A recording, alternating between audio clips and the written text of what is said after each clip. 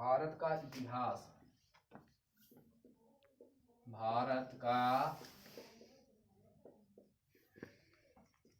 इतिहास। अब भारत का इतिहास और इतिहास 3 प्रकार का होता है, ठीक है। कितने प्रकार का? 3 प्रकार का। एक होता है प्राक ऐतिहासिक, दूसरा होता है अधो ऐतिहासिक और तीसरा होता है ऐतिहासिक। ऐतिहासिक, ठीक है। इतिहास 3 प्रकार का है, एक प्राऐतिहासिक, अधो ऐतिहासिक और ऐतिहासिक। इसमें देखो भैया कुछ लिखित नहीं है, ठीक है, लिखित नहीं होगा, ये लिखित नहीं होगा, केवल अंदाजन ऐसे कि पूर्वज हमारे ऐसे होंगे, ठीक है।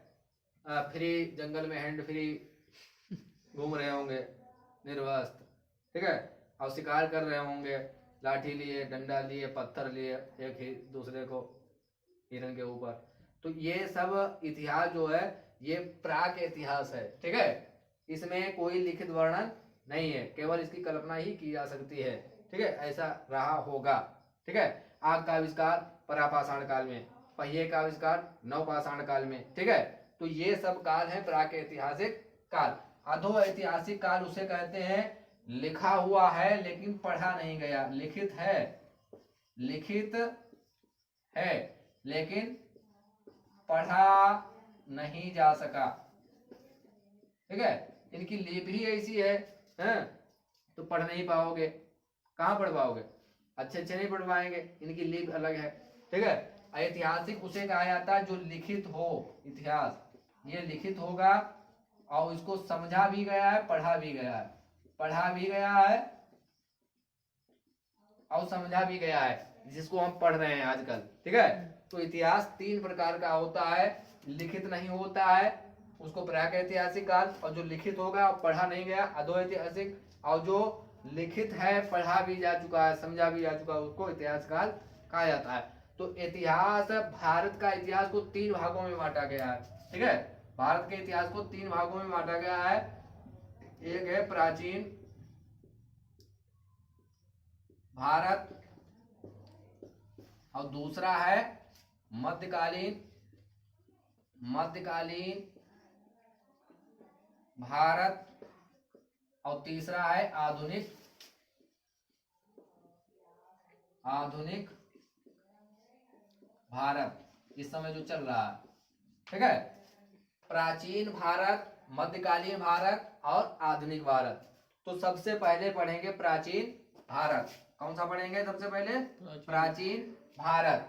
प्राचीन भारत का स्रोत जो है वो धर्म ग्रंथ हैं और ऐतिहासिक ग्रंथ हैं और जो विदेशी आए उनका विवरण है और पुरातत्व संबंधी साक्ष्य। तो ये 4 प्रकार का होता है, ठीक है।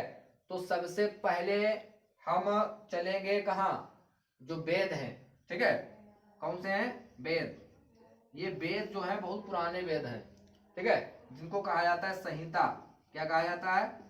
संहिता कहा जाता है वेदों को, ठीक है। इसमें सबसे पहला जो वेद है, 4 वेद हैं। पहला ऋग्वेद है, उसके बाद में यजुर्वेद है, उसके बाद सामवेद है, फिर अथर्ववेद है, ठीक है। तो पहला वेद हम पढ़ेंगे ऋग्वेद। कौन सा वेद? ऋग्वेद, ठीक है। तो इसके जो लिखने वाले हैं वो है महर्षि वेद व्यास। कौन है? वेद व्यास। महाभारत भी लिखे हैं वेद व्यास, ठीक है। संकलन करता ही है ऋग्वेद के वेद व्यास। तो सबसे पुराना वेद पूछा जाता है तो ऋग्वेद है, ठीक है। सबसे बाद का है वो है कौन सा है? अथर्ववेद, ठीक है। तो ऋग्वेद में जो ऋचाओं का संबंध है, ऋचाओं को जो लिखा गया है तो उसी को कहा जाता है ऋग्वेद, ठीक है। किसे कहा जाता है? ऋचाओं के संबंध जो लिखा गया है, संकलन किया गया है, उसी को कहा जाता है ऋग्वेद। तो ऋग वेद में मंडल है 10। कितने मंडल है? 10 मंडल हैं ऋग्वेद में। कितने मंडल हैं? 10 मंडल हैं। और 1028 सूक्त हैं। कितने? 1028 सूक्त हैं। और 10,462 क्या है? ये ऋचाएं हैं। क्या है? ऋचाएं हैं। 10,462 ऋचाएं हैं। 10,462। ये सब मोटे मोटे तौर पर ध्यान रखें बस, ठीक है। 10 मंडल हो गए, 1028 सूक्त हैं और 10,462 ऋचाएं मौजूद हैं। और इनको पढ़ने वालों को कहा जाता है होत्र। क्या कहा जाता है? होत्र। इनको पढ़ने वाले को कहा जाता है होत्र। क्या कहा जाता है? होत्र। और 8वें मंडल में, इसमें 8वें मंडल में हस्तलिखित ऋचाएं हैं। हस्तलिखित जो ऋचाएं हैं उनको खिल कहा जाता है। क्या कहा जाता है? खिल। ठीक है। हाथ से लिखी हुई ये ऋचाएं मिलती हैं 8वें मंडल में, उनको कहा जाता है खिल। क्या कहा जाता है? खिल। ठीक है। और उसके बाद में इसमें पूछा जाता है जो तीसरा मंडल है, ठीक है, ऋग्वेद का तीसरा मंडल, इसमें मंत्र है गायत्री मंत्र। तीसरे मंडल में गायत्री मंत्र इसी में है। कौन सा मंत्र? गायत्री, जो सूर्य देवता सावित्री को समर्पित है। सावित्री को समर्पित है, जो सूर्य देवता है, सूर्य देवता सावित्री को समर्पित है। वो कहाँ मिलेगा? तीसरे मंडल में गायत्री मंत्र।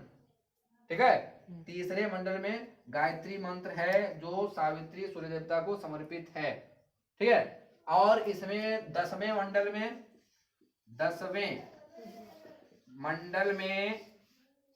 मंडल में पुरुष सूक्त का विवरण है, जिसमें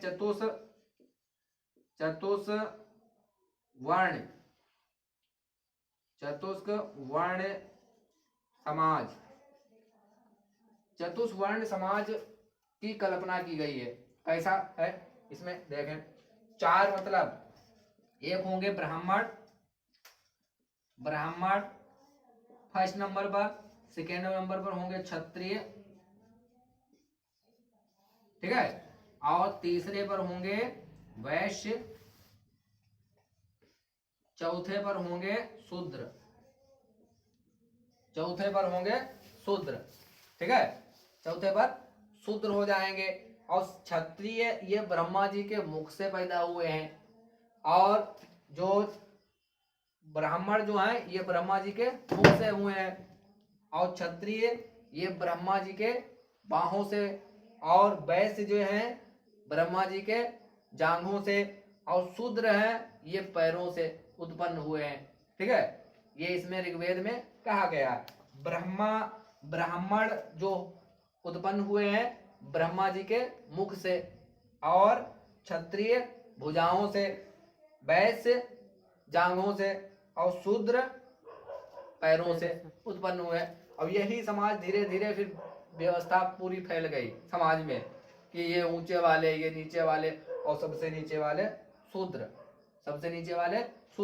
तो इनसे बड़ा दूरी बनाकर रखी गई शूद्रों से, क्योंकि ये नीच वाले काम करने में संलग्न होते हैं। ठीक है। और ये व्यवसाय करने में, और क्षत्रिय वाले युद्ध करने में, और ब्राह्मण इनका तो कामय है, इनका तो कामय है। पोथी पत्रा लिए शादी कराते हैं, ठीक है, मंडप करवाते हैं, भजन करवाते हैं, हवन करवाते हैं, इनका काम ही होता है। हमारे यहाँ पंडित जी हैं कुलदीप सर, और उनकी मेमोरी तो ऐसी है, और 10 रुपया अगर उधार लिए पिछले जन्म में भी, तो इस जन्म में उनको याद रहते हैं। पिछले जन्म में 10 रुपये अगर उधार लिए हैं तो इस जन्म में याद रखते हैं। और इनके पास दिमाग बहुत ज्यादा होता है, बहुत ज्यादा पढ़े लिखे भी हैं। ये वाले ऊपर वाले सबसे पढ़ने लिखने में बहुत तेज हैं, और मीठे बहुत हैं। अब कोई दुनियादारी से, लड़ाई भिड़ाई से कोई लेना देना है। और रही बात लड़ने काम है क्षत्रिय का, है क्षत्रिय होगा या पठान होगा, लड़ने का काम ये लड़े मिटे आपस में। और बाकी खाने पीने के माहिर ब्राह्मण जी, पंडित जी, ठीक है। और बहुत ज्यादा पढ़े लिखे होंगे, बहुत ज्यादा पढ़े लिखे होंगे, ये पूरे वेद वगैरह ये सब रट लेते हैं, रट्टा लगा लेते हैं पूरा, ठीक है। तभी तो मंत्र पढ़ते हैं, गायत्री मंत्र है, हनुमान चालीसा याद कर लेते हैं ये। तो ये सब होते हैं बहुत ही बुद्धिमान, क्योंकि पढ़ाई लिखाई पे ज्यादा जोर देते हैं। ये वाले क्षत्रिय वाले होते हैं, लड़ाई भिड़ाई पे ज्यादा जोर देते हैं, और वैश्य वाले ये अपने व्यवसाय वाले ध्यान देते हैं, बिजनेस कैसे हो, ठीक है। और शूद्र वाले तो शूद्र है, नीचे है, तो नीच वाले काम जितने करना है सब इनका काम है। तो ये पूरी व्यवस्था इसमें वर्णित है ऋग्वेद के अंदर। और इसके लिखने वाले कौन है? महर्षि वेद व्यास जी, जिन्होंने महाभारत लिखी है। क्या लिखी है? महाभारत, ठीक है।